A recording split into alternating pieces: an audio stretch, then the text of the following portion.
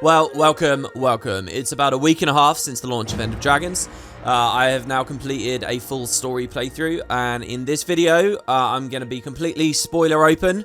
I'm going to discuss the main plotline. I'm going to discuss the main story that they gave us. This is a huge release as far as the full context of Guild Wars 2 and even a little bit Guild Wars 1's concerned, because this is like the capstone. This is the end of the Dragons storyline. At least a good chunk of it, and a kind of the culmination of a ton of stories. So not only is this just like an expansion review, and we've only ever had a couple of them, so, you know, it feels quite special in that way, but it's a really, really big moment. So I've got a lot of thoughts. I've kind of jotted them down roughly, and we're going to go through step by step the things I really loved about End of Dragons, the things that I really didn't like. As a quick note as well, as I've thought through everything I want to say here today, I'm trying to keep in mind some like unfortunate stuff about End of Dragons, and that's that this was an expansion made through the pandemic, and also with God knows how much studio turbulence, leadership shuffles, and stuff like that. So what I'm really trying to focus on in this review is their decision making. Like, it is what it is. I'm not going to lament that it didn't have more resources or more time or this or that. I'm going to try and eliminate as much of that as possible. It got what it got, and the things that I want to criticize and that I'm interested in are like where they could have made other decisions. But we'll generally just talk about the whole quality of the thing, how it stands as an expansion versus the other ones, and we'll see where we end up. And all of that said, I think this is probably going to be quite a sobering review. I will likely let rain on the parade a bit in the back half of this, so get out now while you can if you don't think you can handle that. My opinion really doesn't matter that much, so hey. But let's start off with a lot of positivity, and there is a hell of a lot of really, really good stuff about this expansion.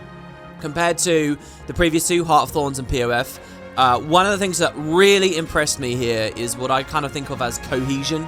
I'm sure there's a better term for this, but interconnectivity of the lore with earlier lore and story. Guild Wars classically, I think, and Guild Wars 2 especially, is kind of not done very well here. You know, when we got into Living World Season 1, it felt like we were throwing all these new characters and new things that didn't really care too much about the old stuff. Guild Wars 2 at launch didn't really seem to care too much about the old stuff, and maybe that was warranted and fine. There was a 250-year gap after all. And I've had a vague sense a lot of the time over the years that maybe the writers don't remember certain parts of the world building, or don't remember previous, you know, eras of the story, and things that really would be cool to call back to never really happened in satisfying ways. Maybe because there wasn't the budget or the time, or they just didn't think of stuff. Well, I think End of Dragons is amazing for this. End of Dragons is unlike anything I've ever seen in Guild Wars, the entire franchise before. It's constantly looking at old stories. It's constantly getting those little jabs and conversations in there. And what that means that if you're a player that didn't play everything, you kind of feel like you're missing out. Like this expansion, a lot of people are saying, oh, I wish I'd played Season 1. But to me, that's a good thing. You know, I was amazed at the start of End of Dragons when Marjorie and Mytrin were together, and Marjorie just explodes onto this whole conversation pressing Mytrin about Theo Ashford, a character that we had such a tiny moment about in a Living World season that's since been deleted from the game for years. But this was the moment we were kind of introduced to Marjorie. The assassination of Theo Ashford was some of the first things we ever saw Mytrin do, and now Mytrin's back in the story, and Marjorie didn't forget. Subtext there, the studio didn't forget. And they had this whole conversation, they really pay off on it. It's not like a little thing, a tiny moment. It's a fully voice-acted, like, argument that the two have. And stuff like that is constantly coming up. Another big winner here is Scarlet. Scarlet actually gets kind of a lot of looks in on this expansion, and kind of a lot of really fun fan service that landed for me. And that's a dicey proposition. That's something really difficult to do, because for those of us who do remember Season 1, I think a huge number of the Guild Wars 2 community kind of hated Scarlet and didn't like her much. But ArenaNet were confident, and they put her in, and they had these little references to her, and she actually plays a bit of a role here. It all worked out excellently. They have, you know, one of the major antagonists, Anchor, in the story here. And kind of these talks about her connections with Gorick and their time in the Inquest, the relation between the Thormanova reactor disaster, and then obviously the Inquest later attempt with the Crucible of Eternity, and how similar that is to the stuff we see at the Dragon Lab in End of Dragons. Like, they all allude to and look at, it's very well connected.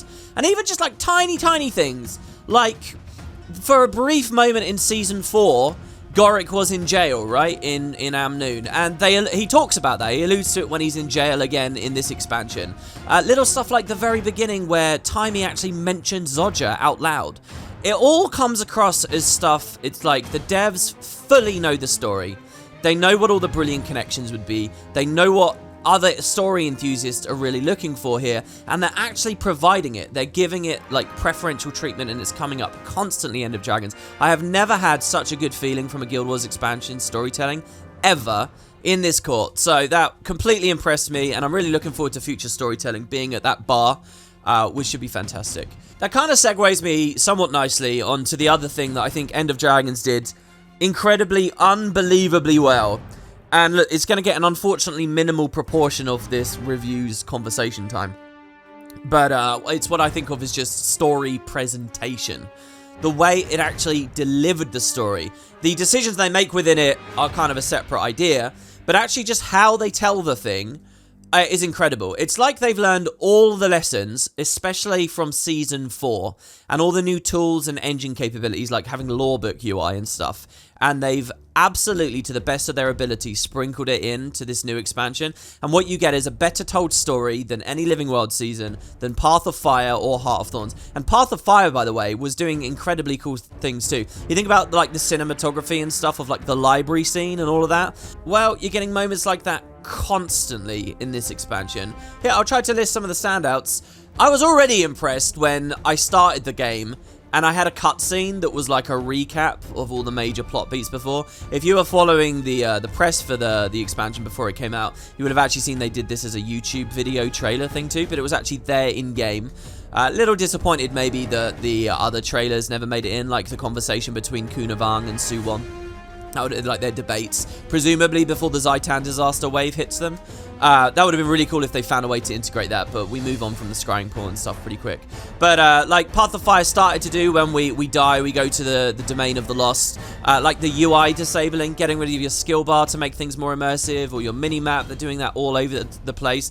Camera control, like on the opening where you walk out and you see Shinji for the first time, it pulls the camera back to give you a sweeping vista of the area. Not to mention what they did with the UI there as well, actually putting the logo on screen. I mean, at that point in the intro, after I'd had all that adrenaline-packed stuff with the Aether Blades and special actions, and the actual gameplay involved was a lot more intimate, I was already blown away by End of Dragons, but what was really cool is they maintained that bar the whole way through. What else were they doing? These kind of slow walk sections. I've seen some criticism online of people saying, oh, the story's boring, it's just conversation, conversation, conversation, and they're disabling my skill bar and they're making me walk slow. But, you know, if you're actually paying attention to the story, I understand if you don't care about it whatsoever, it feels really slow. But if you're actually paying attention, I mean, it's brilliant.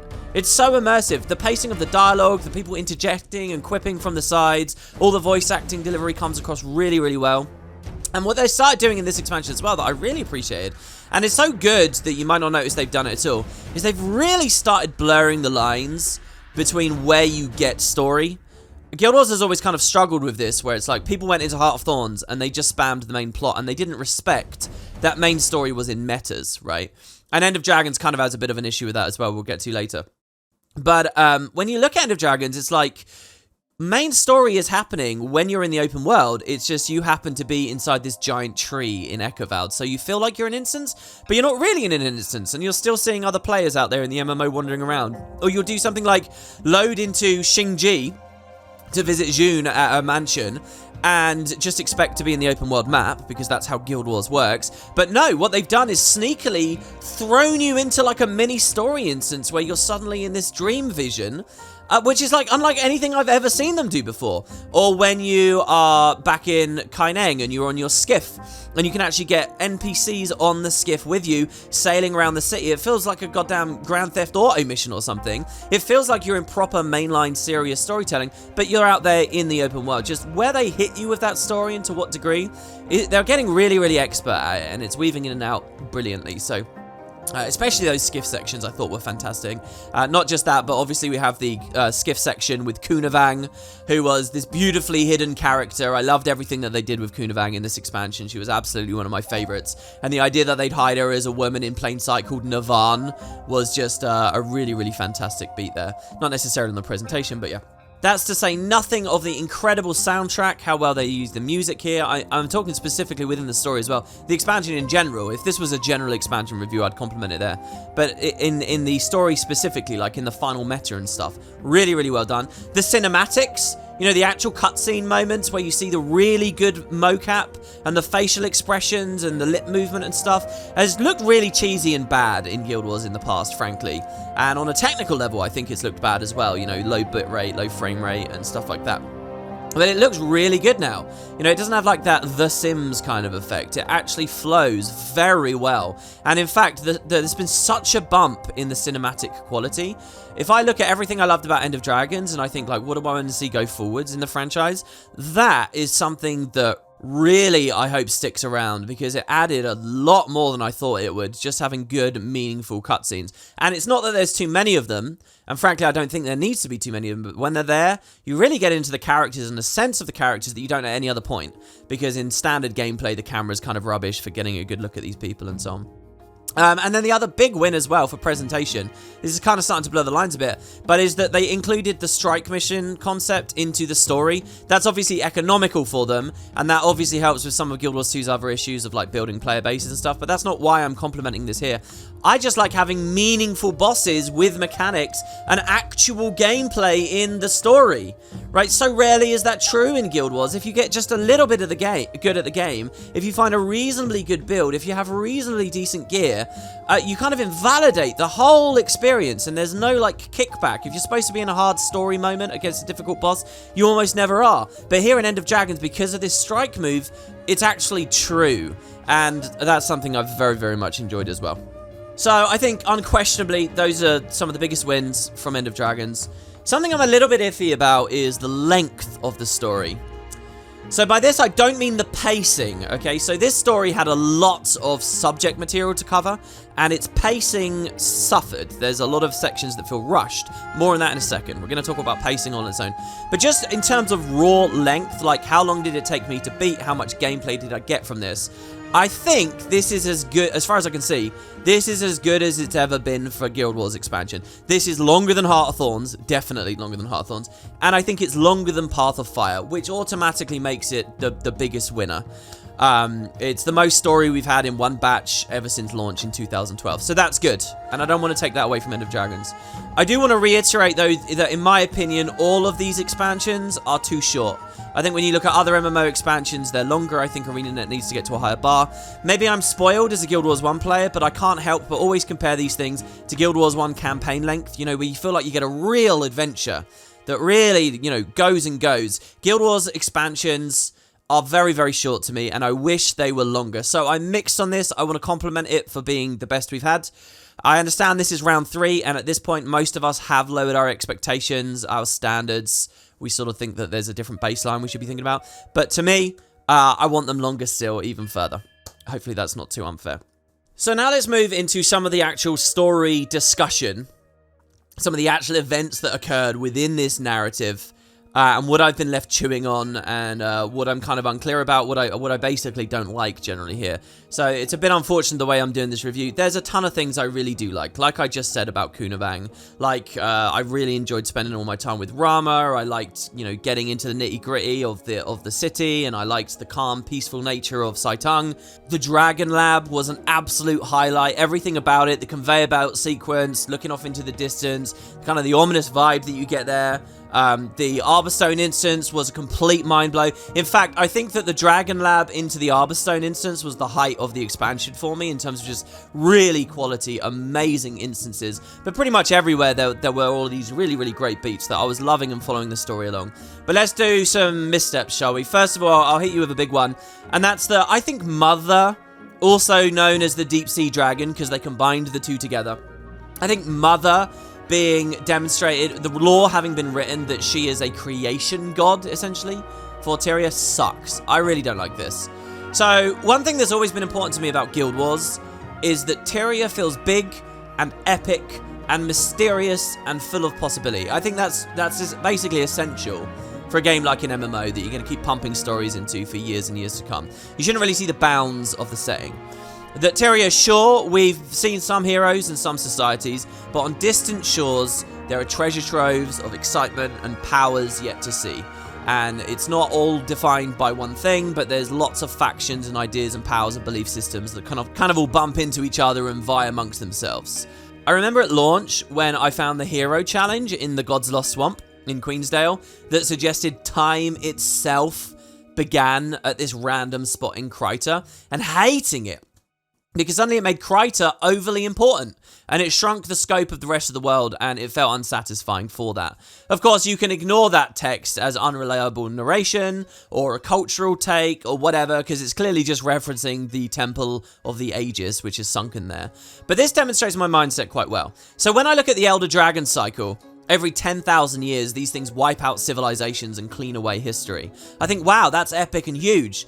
But I still don't want the cycle to be the be-all and end-all. I like the idea that once Tyria existed and then something happened which created this capacity for magical imbalance, and that allowed apex creatures to gather it and eventually go mad by it, and we see the situation of the cycle. Maybe there were previous Elder Dragons that we never heard about, but they've been defeated and replaced by others. Just as there are civilizations before the Seers that have been lost to us. Maybe the Pyrite Peninsula is the heart of one of these old dragons or something. And what about the world before Elder Dragons? There's all this, hundreds of thousands, billions of years, like the real world of history, way, way, way before you can imagine. And perhaps it's digging that deep and looking at the complexities of the pre-Elder Dragon world that would show us how to resolve the cycle. And, we could go from there. It's not that I'm attached in particular to any one theory. It's just this thing that Tyria would be big and exciting and not totally knowable. And here comes End of Dragons, which kind of ruins a lot of that. It shrinks the scope of Tyria as much as it possibly can by saying that the Elder Dragons that we see are the only ones that ever mattered, that Mother was the origin for all of them, that their goals were always united under her banner, and not only can she explain everything about the Elder Dragon crisis, but that she explains the birth of this realm of existence full stop. Mother is a literal god of creation. There is no big, complex, fascinating history to wonder and imagine outside of the Elder Dragons. This is it.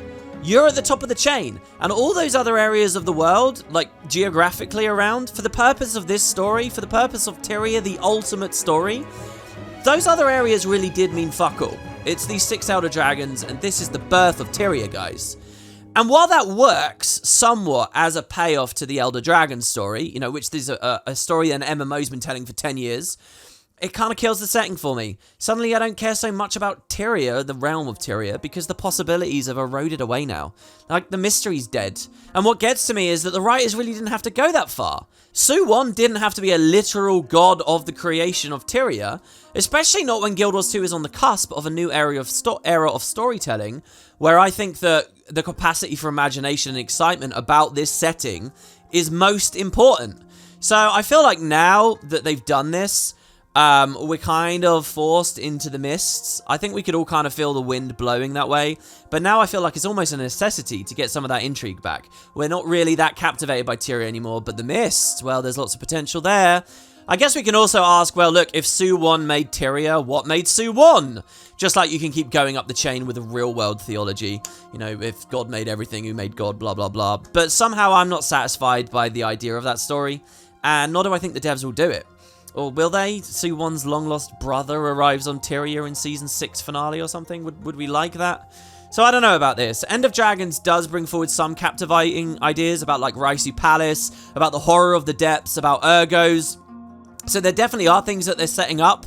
And I loved some of that minor lore in the expansion. Like, as I just mentioned, all 3 of these ideas. But, when we get to the Forever Tree with the Sylvari there that dies as it's connected to it. End of Dragons did that stuff incredibly well, and I have to compliment that.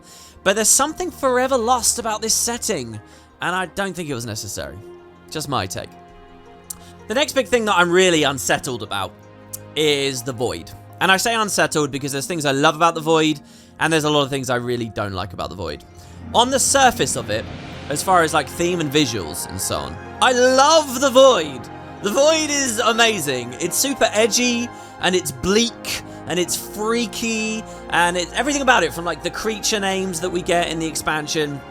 They didn't really go very big on new assets. Again, pandemic and so on, I suppose. But they at least have like this cool like shader that they apply to them, and all the like nameplates are really awesome. The really weird, freaky stuff you get on that first visit to Arborstone with the gravity breaking, and you know, the gory idea of someone's organs just being deleted from the inside of them and moved elsewhere. Oh, it's all so the kind of thing I love. You know, what they essentially are doing is taking us back to the place that the game was in at Jahai during Season 4, where reality was disintegrating. And while it might have been cool to see more of those incursion bubble things that, you know, give us glimpses of ore and stuff, this new idea, this new, like, visual that they've put on it, the Void, is just great. It's stylistically, even outside of my own personal love for this kind of, like, edgy crap, it's the perfect yin to the yang of the Elder Dragons, right? And more particularly, Aureen's colourful rainbow prism vibe. You know, you've got this super black, edgy, dark stuff. So I love all of that. The Void also fits somewhat well into previous lore, which is a good thing. You know, they had this really big job to do, figure out this conclusion to the cycle, and they couldn't do anything that, like, conflicted with previous things. So they do well with the Void there. But when you really look at it, there's a reason it fits so well into the earlier stuff. And that's because the Void is incredibly ill-defined. And so ill-defined that it basically avoids all real scrutiny and nearly only needs to interact with the game on like an idealistic or like thematic level. So the devs kind of know that, and then so they bake into the whole idea of the Void that it is absolutely something you can't understand, so they escape from that scrutiny. But I'm not sure that leaves me satisfied. I know some of you guys are really boosting this idea that the Void is an amazing conspiracy story that was hidden in the DNA of Guild Wars for years and years now, and a sudden reveal here in this expansion is brilliant. It's a masterstroke. I've seen the walls of text and the ideas, but I'm not remotely convinced. It's too vague to really ascribe that kind of like genius level of thinking to it. It's like people looking at the apostate lore from Nightfall, where there's that quote about how reality would fall to the Void if powers fall out of balance. You know, this is information that we've been scrutinizing and looking at forever, and especially even in Season 2, where the apostate was looked at again and we saw the map, and they kind of did start drawing it to the Elder Dragon stuff. But that word Void there, that's clearly just being used as a generic description when it was originally written, and for many years. But suddenly people are claiming like it's definitive proof of decades of planning. Guys, it's a convenient fit. Just like Morgemoth's Oblivion line, which I loved that they emphasized at the end of the story here, is just another convenient fit. And convenient fits are great, and I love that the devs ran with the ball so hard when they could find that they existed. I like things that retroactively get fixed up and work. I don't consider them retcons or anything like that. But make no mistake, the Void was invented recently. It was invented as a hand-wavy tool to give meaning to the Elder Dragon cycle, and it's intangible enough that you'll buy it, and all the amazing presentation stuff of the expansion just kind of gives you that adrenaline, that urge to go and not look too close. But I really don't get the sense that the studio wants us to have much conversation about it.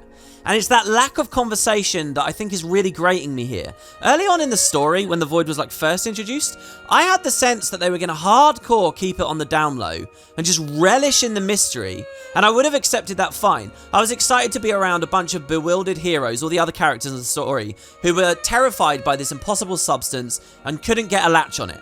And that would have been an interesting way to just play this through. We don't necessarily have to get answers, and it would just be a cool vibe. But End of Dragons doesn't do that. I think it's like ArenaNet thought that would be a cool idea, but then they realized they're opening questions the community would ask about.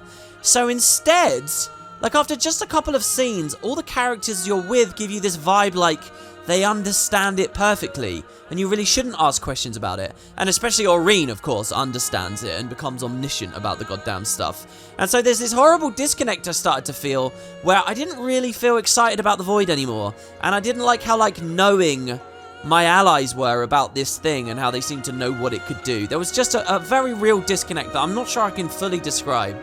I think it's a very special failure of the story that all of these terms, magic, pure magic, dragon magic, corrupted magic, void, dragon void, all get thrown around and basically make no sense to me after my first playthrough, and I'm pretty clued in with the story. I really tried to pay attention. The odds and ends don't seem like they'll really connect if I sit down and plot the whole thing out either. And the idea that I have to really put a lot of scrutiny and effort in just to try and get something sensible, I don't like. You can trot out some buzzword catchphrase like saying, oh, the void is easy to understand, it's just entropy, while the mist is creation.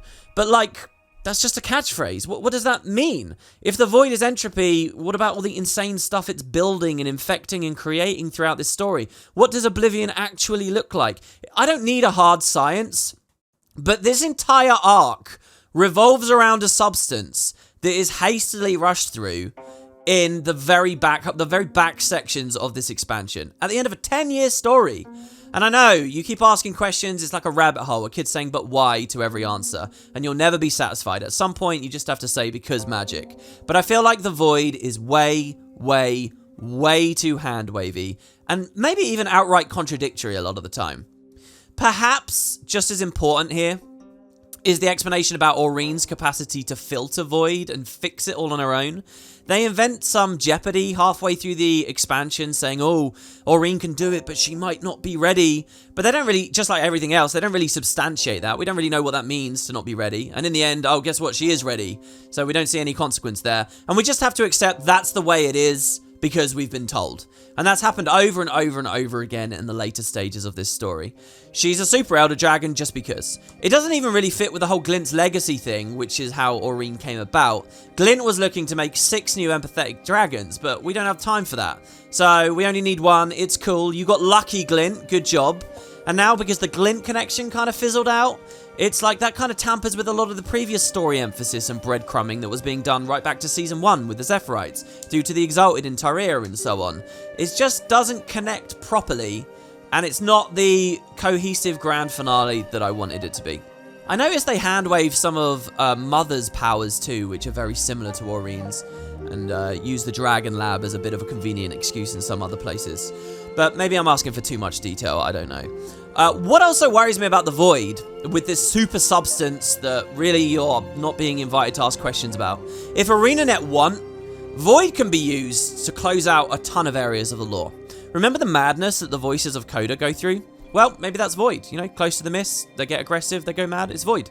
What about the Outcasts and the Canucksai and the Oni and stuff? You know, that's a Void, sort of an aggression thing. That's a madness thing. That's like being close to the mist. It's a Void phenomenon. And what about Abaddon? It was Void. Oh, what about Balthazar? He's really aggressive in Season 3 and in Path of Fire. Well, look, it could have been Void. Lissa probably has it too. You know, she's heavily associated with Chaos. Oh, and Menzies and the Shadow Army. I mean, look, the Shadow Army even looked like Void. And actually, I bet that when Balthazar chopped Menzies' head off, all the Void went into him, and that can explain all of that too. And if they do this, if Void just becomes like the catch-all, let's just deal with all these threads, and it stays so intangible, I think I'm going to come away from all of this feeling very unsatisfied. Moving on, let's talk a little bit about characters. So there's some stuff in this expansion. Obviously, characters we will be spending a lot of time on. Characters actually seem to be a major focus for the studio. The studio seems to care a lot more about creating good character stories and arcs than any topic of big lore. And honestly, this is probably the right way to go. I think that we've been seeing it for many years now. I think it paid off big time in the Icebrood Saga, where a bunch of really, really great characters came in. As you guys probably know, I'm a huge fan of Bangar, who I think is one of the best characters they've ever written. That's all from this new emphasis on characters here. So how did they go? Well, my favorites were, as I said, Kunavang. I absolutely loved hanging around with. I thought Rama was a little bit lame. Could have done a little bit more. Could have had a little bit more accent to him. But I loved hanging out with Rama. I loved Tetra. I thought was a fascinating and really cool character. I loved Ivan. Having a decent, normal Dredge character was absolutely phenomenal for me. I think that they did really great things with Goric as well. Goric basically just becomes comic relief, but it was the perfect kind of comic relief. You know, one thing I do not talk about enough, I don't think I really mentioned this in my Path of Fire story review or my Heart of Thorns one, or maybe even Much Living World, but I think that Guild Wars is a genuinely really funny game. Like, when it's trying to entertain you through humor, I think they're really funny. I think they're really talented, and I think that they're the best in the industry. I really enjoy it, and for End of Dragons, Goric was right up my alley. I know, obviously, everyone has a different sense of humor, but the kind of goofy way in which they played him off, I think was great. I don't feel like they've betrayed some, you know, super serious dude that I wanted to see, you know, in a really refined way. Like, if they'd done this with Bangar, for example, I would have hated it. But it felt totally on track with Goric, and I had a lot of fun. And I even kind of got into the emotion with him a little bit here. Other comic relief characters that were totally on the side of the story, like the Snargle stuff, I mean, I really, really genuinely have enjoyed. So I thought that was all brilliant. The expansion also didn't overload on the characters I'm less keen on.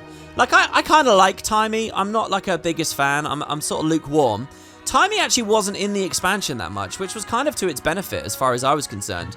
In fact, the whole bit where Timey is fixed by Jade Tech was actually really understated in the end. And that was refreshing to me, as I'm not really interested in that melodrama, which I was sure was going to bag down huge amounts of, you know, the voice acting budget and so on. But it just kind of happens and they move on. And I think that they made the right decisions there as well. You know, it's an expansion with so much happening.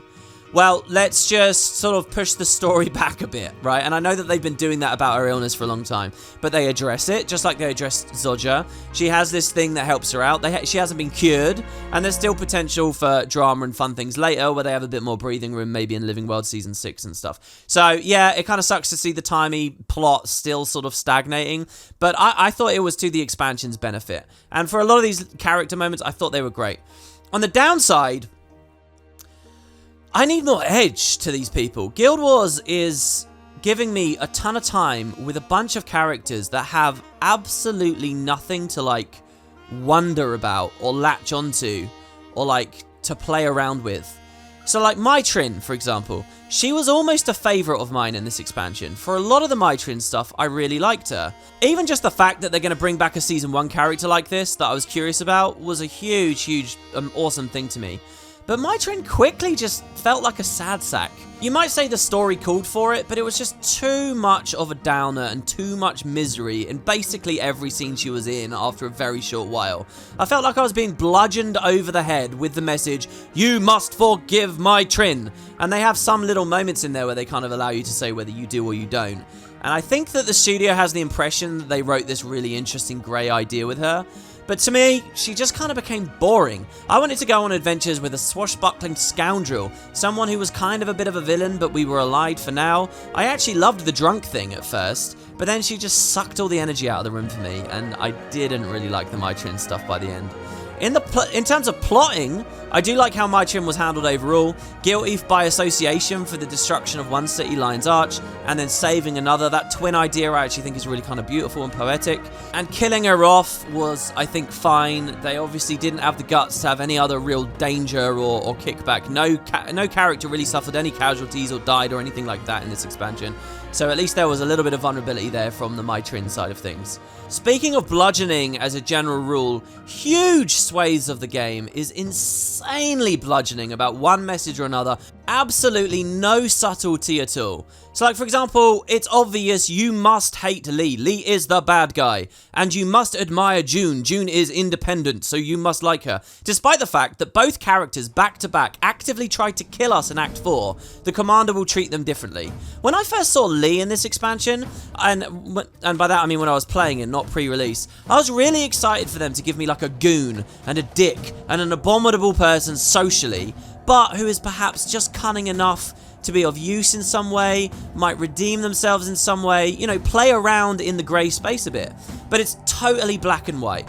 This especially disappoints me given all the grandstanding comments I saw online way before End of Dragons actually came out that perfectly predicted this character's trajectory based nothing more on a tiny synopsis and what people guessed ArenaNet as a studio would do. That predictability sucks.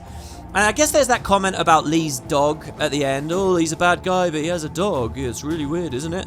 But I don't feel like there was a sincere attempt here to make a person with a disgusting worldview likable. And likewise with June, it doesn't feel like there was a sincere attempt to make a person with a favourable worldview genuinely disgusting. I'm not asking for Guild Wars to be The Sopranos or The Wire here. I appreciate it's an MMO for teens. And honestly, even Guild Wars 1 wasn't great at this stuff. A lot of people would pretend it was. It wasn't. And if it ever was a bit, it was because of limited material and our imaginations filling in the blanks. But I can't help but feel let down by this nonetheless. It's too cartoony. Maybe this is just a me problem, as a lot of this review probably is, right? And the kind of storytelling I enjoy as an adult versus a game thing. But this is my personal review, so there it is. Another example of this is how sappy the game is. With the Dragons Watch telling each other they love each other and that they're family and having a big wedding engagement at the end. I just personally don't care about all this ticky-tacky soap opera stuff. I'm not connected to the world in that way. I like the politics, the history, the mystery, and the fantasy. It's like, remember that original Guild Wars 2 trailer with that concept art reel splashing through at the end? This one, hell, I'll play it for you all.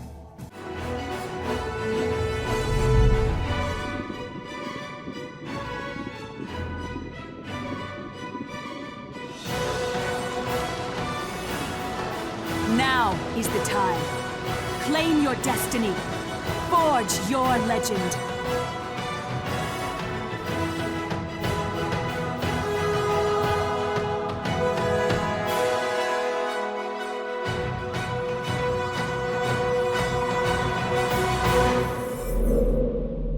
That's the primary feeling I'm chasing in a grand finale expansion after a 10-year arc. And I won't ever get that from watching Timey be jealous about Gorick. Though I admit, look, it can be cute, and it's of a different value. It's just not what I was chasing. One piece they did really well with this, I felt, was Anka. Anka was a smash success for this expansion as far as I'm concerned. I was surprised to see this. I appreciate not everyone feels this way. I'm somewhat mixed on the fact a bunch of her story development happened in lore documents around the open world. That kind of sucks. And I still don't really have a grip on her because of that. But I really loved her, man. I loved her appearance. I loved her dejected psycho voice. I love that we had an Asura villain for once who isn't cartoony at all. I just criticized other characters for that, but Anka felt really viable to me. She is the ultimate saving grace on the character front for End of Dragons for me. She is one of my favorite characters of the entire franchise. That scene where she looms out of the darkness, slays my Trin, and talks like absently about the sight being off. I'm all about that kind of stuff. It's incredible. She was a real add to this expansion. I'm not sure I really get the final conflict with her. And this upset me. As I was playing, I kind of lost it a bit. Does it really track that a person who abhors gods and those who seek power and is generally anarchistic, right, would just want to dissolve the universe now? Maybe it does, and with enough supplementary material where we can handwave it saying it's harbinger magic, it's corrupted magic, it's whatever, it's void. Maybe we can do that, but the beat fell flat to me on my first playthrough, which sucks, because otherwise, I think Anka is great, and I kind of knew that they were onto something brilliant right near the start of the expansion, where you get those Aetherblade audio logs, and one of the hidden ones is her in what I can only imagine as the Edge of the Mists, like just watching the empty world. And that whole story as well, that grim story about what they did to themselves as their echoes and reflections in the fractals. I mean, this is gritty, sad stuff. And that is where I'm in my element. I loved all of that. Let's talk about pacing. I'm going to jam this here in the middle of the character discussion here. Because I think Anka starts to sort of open us up to this. Pacing is a problem in End of Dragons, just like in the other ones. I hate to say it. Now, I've already complimented, it's longer than the other expansions, so that's great. But it does have so much to get through. I really feel like once Anka is out of the plot, the game starts getting really fast and really wild. There is still some great moments afterwards, like being back in the city with Detective Rama, which now feels a bit disconnected, and like the opening to Arborstone, which were some of my greatest moments in all of Guild Wars 2. But it's kind of like a second game sweeps in after Anka's out, and we start dealing with the real dragon revelations, and the big things that this expansion is kind of selling itself on, right? And it's this stuff that matters the most. And sadly, I feel like it's this stuff that ends up with the least like tangible, real stuff we can dig into.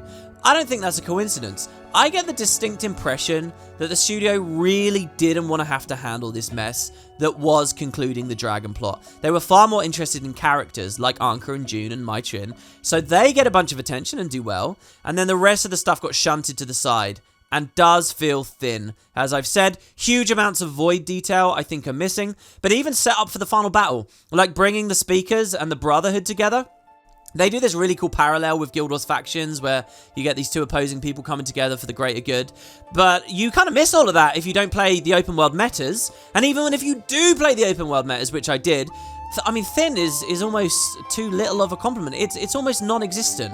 I guess ArenaNet just felt that all this story about bringing people together and setting up the final assault was busy work, and they couldn't make it exciting, so they cut it all out in favor of focusing on other things. And maybe that was the right decision, but it leads to End of Dragons having this pacing whiplash again, like I felt many times before in the game. I think their pretty obvious preference to get away from the dragon story and tell new stories is very much like Living World Season 1 in a way, you know, where it felt like we had that whiplash and suddenly we were dealing with a bunch of new things that didn't really feel too relevant. And it's actually because I get such a distinct impression of this from them, I'm kind of happy that End of Dragons is the end of the Dragon arc, just so that finally ArenaNet and the community's expectations are kind of aligned. All this baggage that they've been working under for all this time is lifted, and they're free to tell in full the stories they want to tell. You know, I can really imagine another world where Act 4 and 5 is still about Anka, and she's the final boss of the whole thing. But this expansion just had so much on its plate that they were obligated to deal with. But more on that in a second. Su-Won's character probably loses out a lot from this pacing too, more than anything else. I wish I had spent more time with her, especially when she was mad. She wasn't very cool when she was like the nice Elder Dragon. That was an idea we've had for many years and I've loved speculating about, and it was really cool to see come to fruition. I actually think that ArenaNet were super genius about how they managed to have their cake and eat it too when it comes to Su-Won. They said, okay, we like the idea of an allied Elder Dragon in Cantha, let's do it. But we also like the idea of a Kraken-esque Cthulhu monster in the depths. Well, here's a way we can write both in. And now we've got this interesting, tantalizing hook for Season 6. So I think they did all that stuff really well, but I hardly got to spend any time with Su-Won. When she went mad, she was awesome. One of the edgiest and most fun characters I've seen. But mostly we just hear about her rampaging around the Jade Sea, and then we get to go there for the meta, a couple of short scenes, and then she's out. That would be fine, except that then End of Dragons is asking me to emotionally connect with her by the end. And what, I'm supposed to be sad about her death? I'm supposed to be crying or something, am I? I just felt nothing, because I hardly knew her. Maybe the fact that Aurene was so sad, and I'm supposed to have a great deal of empathy for Aurene, I could have connected in that way. But for me, there wasn't any of that there either. One thing I have to compliment is that the game has a seriously weighty epilogue. So despite the weird pacing, there's a really good long amount of things you can do after it's all over, including like story collections and things. I've really valued this. The fact that there was a bit of a time jump, they took you back north, and we have a whole sequence in Divinity's Reach where it feels like you've come home again. They drew Cantha so richly and distinctly from the mainland that you really feel like you're in another world when you get back home. Was awesome. And extra content unlike anything we've seen at the end of any of the other expansions. So that was all really, really high value to me. But again, during all this epilogue, we're back to the small soap opera story stuff. We're looking at small things about characters and what their little stories are, rather than the big topics, which I think the End of Dragons kind of failed on for me. Moving on from pacing, there's one final character I want to talk about here. And talking about this character is going to segue into the last big discussion and reflection I have of this expansion. And that's Aurene. So if you know me, you know I'm not a huge fan of Aurene in the first place. So I was actually really pleasantly surprised in End of Dragons when, honestly, Aurene's not in it that much. You know, she's in the cave, and, you know, we feel bad about her or whatever, but a lot of it then is hanging out with these new characters and doing new things, and she doesn't, like, monopolize the entire story, which she easily could have. I really valued that that was the direction they went with the thing, even though in all reality, I think we can all tell, she gets depowered in the cave, because you can't have a rampaging godlike entity dragon on your side through all the conflict of the expansion, right? You could pretty much predict quite quickly something like the Extractor was going to be invented for the story to sort of get her to the side a bit. But so I quite like that. The one thing I do want to say I'm disappointed with the Aurene arc is I'm sad that we didn't get to see her go crazy. Like at the start of End of Dragons, there was this idea that maybe the plot would be Aurene's got all of this magic, and yeah, she's this prismatic dragon, but maybe it will become too much for her, and she's going to lose it. There were even some good breadcrumbing ideas in there back in Season 4 when Glint was guiding her through her trial in the Thunderhead Peaks release. And in Icebrood Saga, she wonders to herself, why do they all go mad? Then we start End of Dragons, and in the first instance, she had that really, like, creepy, twisted sounding line where she said, they think I'm your pet. And she's completely out of our control, like just blowing up the Aether Blades. And I think she even giggles there. I loved all that, and I thought that we were going to go in this cool place where there was a twisted Aurene who couldn't handle the job that she had been given. Maybe she'd even end up as a boss fight or something. But none of that happens. She's fine with the job that she's given. And maybe this is the pacing at the end of the game. They never managed to squeeze this side in. But Aurene just kind of does the job. And it's fine. And I really feel like we lost out on something there. In Season 4, when Aurene came back to life, a lot of people interpreted that plot beat as ArenaNet being gun-shy actually killing off Aurene, doing something big, because they love her way too much more than the community even loves her, and so obviously they're not going to tell a good story. But back in Season 4, I defended the Resurrection storyline, I defended the studio, because that plot beat 100% was brilliant. It's excellent storytelling that folded Joko's lichdom and so on into the greater plot of the Elder Dragons in a meaningful way. It rolled the Ascension stuff into it in a meaningful way, and it started to touch on the themes of mortality, which pay off here a bit. I mean, that's another thing with End of Dragons. I really thought we'd get more about Su-Won's characterization. This dragon that's been around for so long, it's disconnected, it's playing the long game. You know, in the debate that Su-Won's having with Kunavang in the trailers, there really should have been so much more of that, but they kind of only, like, brush against it. More pacing issues at the end, I think. But so I defended the Resurrection plot because it was good storytelling. Here in End of Dragons, when Aurene doesn't go mad, doesn't really suffer in any way. I mean, fine, she's in a cave for a bit. But by the end of the expansion, we're back in the exact same status quo of being a champion with a godly entity on our side who's fine and just solves everything for us. I can't help but feel like they really are gun-shy now. This is like Bram at the end of the Icebrood Saga. No one suffers, nothing matters, ArenaNet don't have the guts to do something like that. Maybe because they really don't have the guts, or because the community expectation is that they might do something like that. And I gotta say, sometimes the expectation is there for a reason, because it would be good storytelling. And I think in this case, they look overly protective. And I think that sucks. The one thing I do think is credible is that maybe they felt a whole thing about Aurene against us, or Aurene leaving, is so big it really could be done later and get a full season, and maybe that's going to be like the central ending of Season 6 or something, and they felt it would have been a disservice to try and squeeze it in the middle of the Su-Won and the Mother and the Void and all of that stuff, so fingers crossed for that. Speaking of the status quo, this is the last thing I really have to get off my chest. That's one of the biggest disappointments about End of Dragons to me, and I'm sad that this observation I'm about to make now is going to be buried in the review like this, because what's about to happen is the second half of a conversation we began 1 year ago, when Jormag and Primordus were killed off unceremoniously by the Icebrood Saga. The status quo we were given, the place that the plot ended at the end of Dragons, sucks. And the Icebrood Saga shouldn't have been cut. Let's recap. The Living World Forever sucked as a concept. The community, and even I think a lot of the studio, wanted expansions for this MMO. And the Icebrood Saga was failing to provide expansion level experiences in the minds of the community. So, for this reason, the Icebrood Saga was cut short, manpower was shifted to a new expansion, End of Dragons, which we've now played.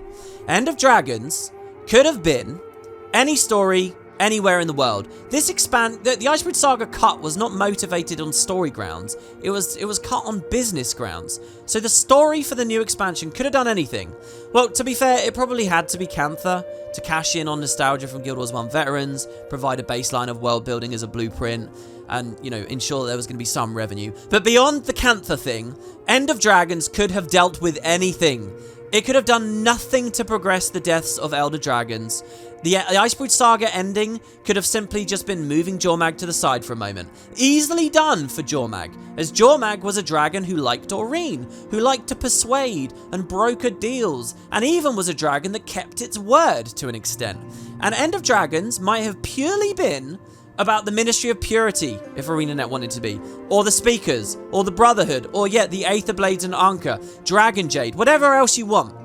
There is more than enough inspiration and subject material and passion for new stuff, both from Guild Wars 1 and this new stuff here in Cantha, to have made a valid expansion here.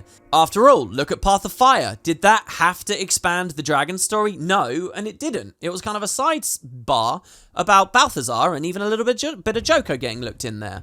So sure, it also could have progressed Elder Dragon stuff if they wanted. End of Dragons could have been what featured Jormag's death, since the Icebrood Saga itself now could not have. It could have been about the rise of Primordus. It could have been a Deep Sea Dragon story, as I think they likely always liked the idea of Cantha having the Deep Sea Dragon, so they could have, you know, stuck to their previous lore bibles and decided to do that. Instead of any of those options, what the studio specifically went out of their way to choose was this.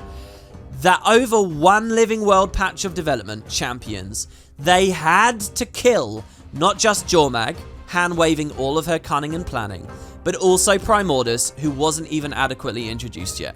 Then, End of Dragons apparently had to include the Deep Sea Dragon, and had to include Mother, and they all had to be dead and gone and done, and the cycle has to be over by the end of this expansion. Last year, I asked you guys the question, why? Why were they doing that? And I said that the Elder Dragon still had a lot to give, and that Jormag was just starting to prove that they had a lot to give with her deeper characterization. So why rush? I came to the conclusion last year that the writers just don't care about Elder Dragons anymore. That they want to get out of this box of storytelling that they've been in since 2007. That despite the fact the dragon issue is clearly what Guild Wars 2 is about, that they themselves, not the community, they had lost passion for it, even more than the community, because some people in the community obviously had, and they wanted out for themselves. And I made a video titled, "The Elder Dragons Don't Matter," because to me, it was obvious they didn't matter to the studio anymore. That's why End of Dragons had to do this, and the Icebrood Saga did what it did. But the thing is, I think I might have been a little bit hard on them in that video. There are some practical benefits to getting away from the dragon issue, and in the intervening year, I've come to believe that it's these pragmatic reasons why this is happening, more than a lack of their own passion. Namely, that Guild Wars 2 has a serious problem getting new players into the world and the story.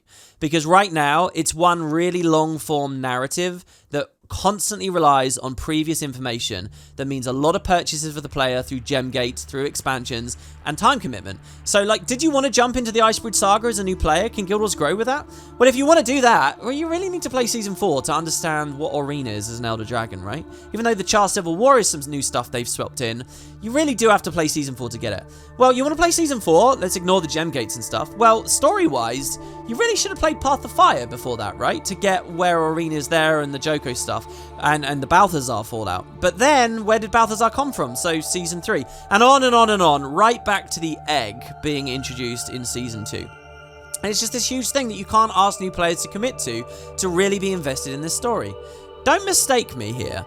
I do think Elder Dragons could totally have been done episodically in such a way that new players can get straight into Tyria with minimal background information. But making the game all about Aurene and the commander's connection to her as we raised and grew her really breaks that episodic expansion idea, one expansion per dragon thing, away.